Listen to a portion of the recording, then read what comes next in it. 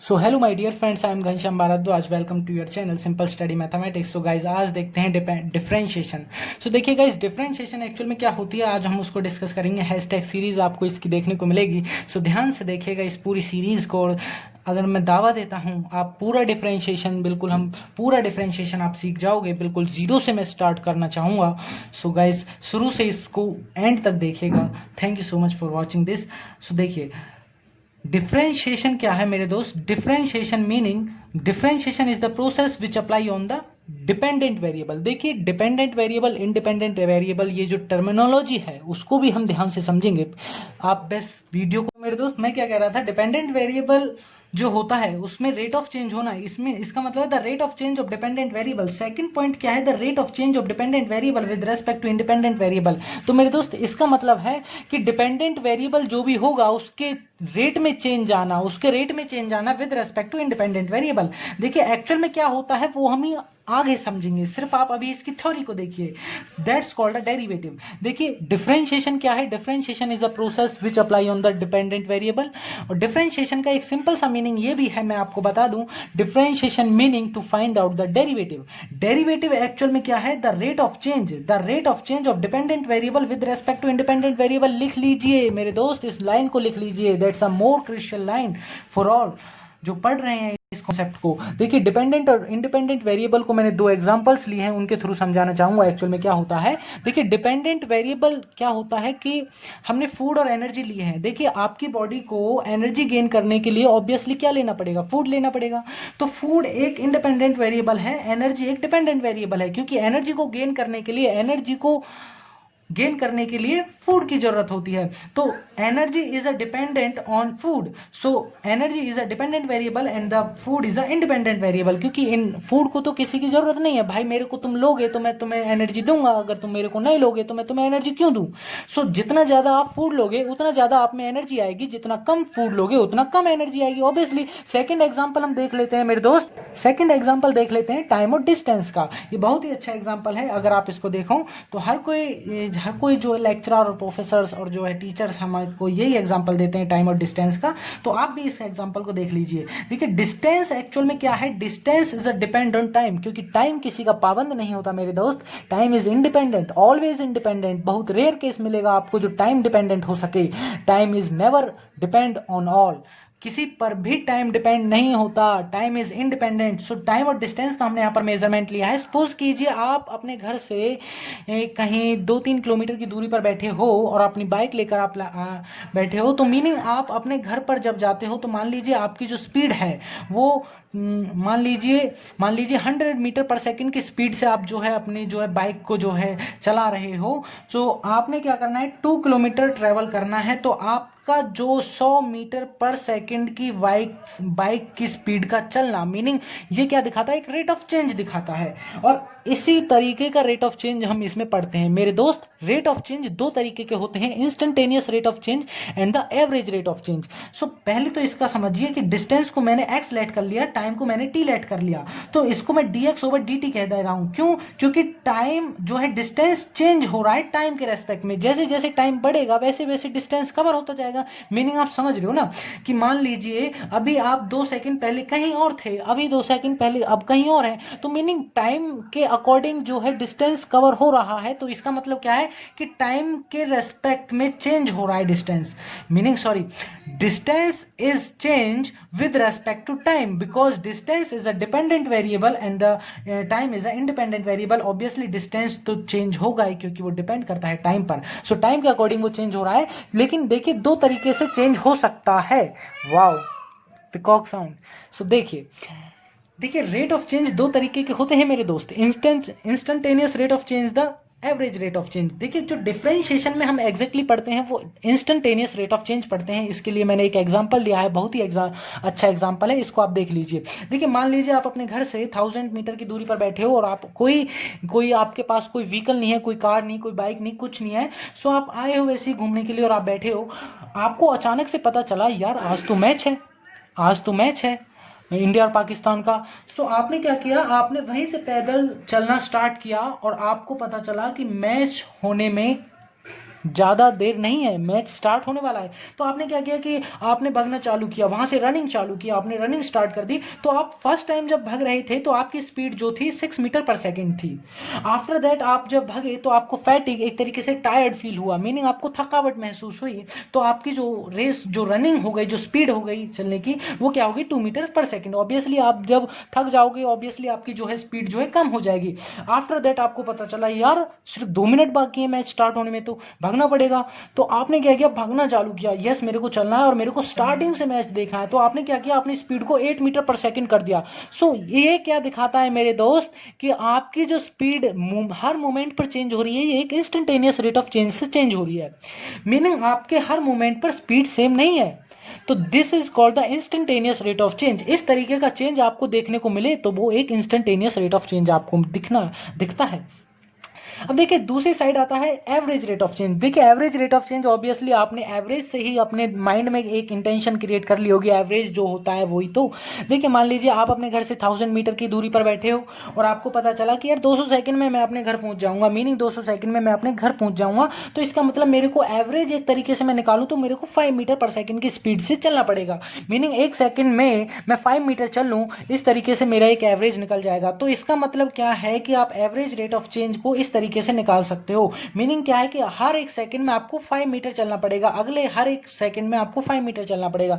तो average rate of change real life में बहुत कम यूज होता है, इंस्टेंटेनियस रेट ऑफ चेंज काफी यूज होता है। एवरेज रेट ऑफ चेंज हम माय डियर फ्रेंड्स तब यूज करते हैं जब हम बड़े पैमाने पर बात करते हैं। और देखिए इसका क्या हमें एक्चुअल में इंपोर्टेंस देखने को मिलती है डिफरेंशिएशन की, वो हम देखते हैं। तो इंपोर्टेंस से पहले ज्योमेट्रिक मीनिंग समझ के देखते हैं डेरिवेटिव का। देखिए डेरिवेटिव क्या होता है एक्चुअल में, जिसके जो dependent variable independent variable with respect to independent variable पर काम करता है। तो देखिए आपको क्या कहता है कि आपको डिपेंडेंट वेरिएबल बदलना पड़ता है इंडिपेंडेंट वेरिएबल के रेस्पेक्ट में। तो मेरी बात सुनिए, देखिए ज्योमेट्रिक मीनिंग क्या कहता है कि मान लीजिए आपके पास 2 पॉइंट्स हैं, क्योंकि 2 पॉइंट्स होंगे तभी आप उसके बीच का जो है आप जो है रेट ऑफ चेंज निकाल पाएंगे। So x is equal to A है और एक x is equal to A plus H है, यानी ए में थोड़ा बहुत हमने जो है डिस्टेंस कवर कर दिया है, डिस्टेंस ले लिया है। सो मान लीजिए यहाँ पर इसके कोऑर्डिनेट्स x1 y1 है, यहाँ पर इसके कोऑर्डिनेट्स x2 y2 हैं। अगर हम इस लाइन को एक दो पॉइंट्स को आपस में जोड़ते हैं तो ये एक लाइन जो बनती है वो बनती है सीकेंट लाइन। लेकिन सीकेंट लाइन का जो हम डिस्टेंस अगर हम निकालें तो वो क्या बनेगा, y2 माइनस y1। आपने पढ़ा था ना पहले 11th क्लास में। सो y2 माइनस y1 अपॉन में x2 माइनस x1, ये क्या दिखाता है, ये दिखाता है इसका कितना डिस्टेंस रहा होगा। सो मीनिंग मेरे दोस्त, मैं सिर्फ आपको ये बताना चाहता हूँ कि एक्चुअल में क्या होता है डेरिवेटिव एक्चुअल में क्या होता है। देखिए y2 माइनस y1 अपॉन में x2 माइनस x1, ये सीकेंट लाइन किसी भी दो पॉइंट्स के बीच की दूरी को हम इस तरीके से लिख सकते हैं ज्योमेट्रिकली। लेकिन इस कर्व को थोड़ा हम देखिए, ये जो दूरी है काफ़ी ज़्यादा है। अगर इस दूरी को हम कम कर दें, मीनिंग ये जो h है, a प्लस एच है, इस h को टेंडिंग टूवर्ड्स टू ज़ीरो कह दें। अगर इस h को हम टेंडिंग टूवर्ड्स टू ज़ीरो कह दें तो ग्राफ कुछ इस तरीके से आपको देखने को मिलेगा। देखिए मान लीजिए यही ग्राफ हमने ले लिया और यहाँ पर x इजिकल टू a है और इसको ज़्यादा दूरी पर ना रख के सिंपल यहीं रखते हैं। ग्राफ गलत बन गया, देखिए दोबारा से, यहाँ देखिएगा ग्राफ को कुछ इस तरीके से रखते हैं कि ये x इजिकल टू ए हो गया, ज़्यादा दूर ना रख के सिर्फ यहीं रखते हैं, x is equal to A plus H हो गया। फिर जो आपको ये जो लाइन इसके देखने को मिलेगी, लाइन जो देखने को मिलेगी आपको यहाँ से टेंजेंट देखने को मिलेगी। ये जो लाइन होगी वो टेंजेंट होगी और आगे जो लाइन जाएगी वो थीटा एंगल बनाएगी। थीटा एंगल बनाने से आपका ये जो लेंथ होगी, यहाँ पर ये जो लेंथ होगी वो बहुत छोटी जो है वो होगी dy, और यहाँ पर जो होगा वो dx होगा। सो मीनिंग अगर टेन थीटा की आप बात करते हो तो हम इसको एक तरीके से dy ओवर dx कह देते हैं। dy ओवर dx एक तरीके से, टेन थीटा क्या होता है एक्चुअली, एक तरीके से स्लोप ऑफ टेंजेंट होता है। Tan theta is equal to slope of tangents होता है, इसको हम एम भी कह देते हैं, एम से डिनोट भी कर देते हैं। तो मीनिंग आप टेन देखिए कॉरस्पॉन्डिंग एंगल्स क्या होते हैं, इक्वल होते हैं। यहाँ पर जो एंगल बनेगा इस ट्रायंगल में, जो ये टेंजेंट खींच के बना है, टेंजेंट खींच के राइट एंगल ट्रायंगल बना है, तो टेन थीटा क्या होता है, परपेंडिकुलर अपॉन बेस होता है, वही स्लोप ऑफ टेंजेंट की इक्वल होता है। क्योंकि ये लाइन इतनी खिंच गई है नीचे, इतनी खिंच गई है कि इसने एक वो बना दिया है, कि मतलब एक टेंजेंट आपको बना दिया। देखिए अगर जब मैं इस पॉइंट्स को पास पास लाऊंगा, इस पॉइंट्स को पास पास लाऊंगा, तो ये लाइन आप खिंचेगी, नीचे की साइड खिंचेगी, और ये इतनी खिंच जाएगी, मीनिंग मान लो मैं यहाँ पर ले आया इस पॉइंट को, ये पॉइंट बहुत क्लोज होगा, as tending towards to zero होगा, तो हम क्या कह देते हैं, as tending towards to zero है, तो ये लाइन इतनी खिंची कि इसने एक टेंजेंट ड्रॉ कर दिया इस तरीके से, उस पॉइंट पर एक टेंजेंट ड्रॉ कर दिया। और देखिए ये जो एंगल होगा यहाँ पर, ये जो एंगल थीटा होगा, थीटा एंगल बनेगा, तो यहाँ पर ये जो ब्रेथ होगी ये भी तो छोटी हो जाएगी, वो क्या हो जाएगी, अब डी वाई हो जाएगी। क्योंकि देखिए यहाँ पर क्या था, यहाँ पर delta Y over delta X था, क्योंकि चेंज इन वाई अपॉन में चेंज इन एक्स हो रहा था। लेकिन अब क्या हो जाएगा, डी वाई हो जाएगा, क्योंकि बहुत छोटा चेंज हो रहा है, और डेल्टा एक्स की प्लेस पर डी एक्स हो जाएगा। मीनिंग समझ रहे हो ना आप। सो इसी तरीके से यहाँ पर ग्राफिकली रिप्रेजेंटेशन होती है किसी भी उसकी, उस पॉइंट पर हमने निकाल रहे। जैसे कि देखो, मीनिंग मैं आपको समझाने की कोशिश करता हूँ। जैसे कि मान लीजिए कोई y is equal to x cube दे रखा है, और इसका जब आप डेरिवेटिव निकालोगे d Y over D x क्या आएगा, 3x² ऑब्वियसली। अब आपने उसने क्या कह दिया कि किसी एक पर्टिकुलर पॉइंट पर आप इसका डेरिवेटिव निकालिए। मान लिया x इजिकल टू 2 पर आप इसका डेरिवेटिव निकालिए, तो आप क्या करोगे, D Y over D X, X के प्लेस पर 2 रख दोगे। सो मीनिंग आपको क्या देखने को मिलेगा, वैल्यू आपको 12 देखने को मिलेगी। ये 12 क्या दर्शाता है कि उस पॉइंट पर मान लीजिए ये कोई ग्राफ था, एक्स क्यूब का ग्राफ किस तरीके से होता है, इस तरीके से। तो मान लीजिए x इजिकल टू 2 यहाँ पर है, x इजिकल टू 2 यहाँ पर है, इसके ये D Y over D X is equal to 12 क्या है, ये दिखाता है कि जो टेन थीटा है उसकी वैल्यू 12 है। मीनिंग ये जो डेरिवेटिव है, इसका जो डेरिवेटिव है वो क्या है, वो 12 है। टेन थीटा की वैल्यू 12 है, tan theta is equal to 12 है। सो यहाँ पर जो एंगल बनेगा वो क्या होगा, tan theta is equal to 12। So इसी तरीके से आपको जो है ग्राफिकली रिप्रेजेंटेशन देखने को मिल सकती है इसकी, किसी एक पर्टिकुलर पॉइंट पर हम इसका डेरिवेटिव निकाल सकते हैं इसी तरीके से। सो मेरे दोस्त, इम्पोर्टेंस के तौर पर आप सिर्फ इन फॉर्मूलेज़ को यार लर्न कर लीजिए, यही आपके लिए इम्पोर्टेंस है। मैं इस वीडियो को आपको डिफरेंशिएशन को ज़्यादा डेप्थ में आपको नहीं दिखाना चाहता हूँ। डिफरेंशिएशन देखिए बिजनेस मैथमेटिक्स के पॉइंट ऑफ व्यू से हम देख रहे हैं, जितना हमको नीड है हम सिर्फ उतना ही करेंगे।